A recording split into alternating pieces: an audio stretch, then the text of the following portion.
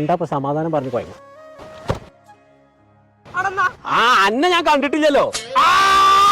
എത്ര തവളെ കോട്ടായിട്ടൊക്കെ നടക്കണോ? ഇതൊന്നും കാണുമെന്ന് ഒഴിവാക്കേ. എവിടുക്കാ താറാവാളേറ്റ്? തറവാട്ടൊക്കെ ഒന്ന് ഇപ്പൊ പോവാ വെച്ച കാലിന് സുഖല്ലണി. പോണോ? മരിയോള് പെറ്റെടുക്കണം. അവിടേക്ക് പോകാണേന്ന്. മഞ്ഞപ്പിത്തല്ലെങ്കിൽ ഹോസ്പിറ്റലിക്ക് പോവാണോ?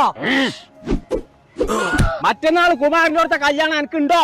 മത്തം കുത്തിയ കുമ്പളം മുറക്ക് എത്തൊക്കെ കോയേജ് പറയണേ.